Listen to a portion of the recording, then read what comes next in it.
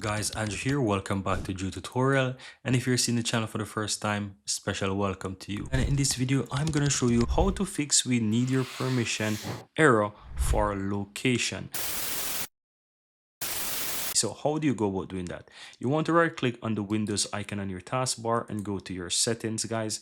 Now from here, you want to click on privacy and security on the left hand side, then scroll down to where you have the app permissions. Now you will see location, right? Also known as the location services feature on Windows. So you want to click on that and you want to first ensure that your location services is turned on. If it's turned off, that's the biggest indicator that you're having that issue. So you want to ensure that first this is turned on.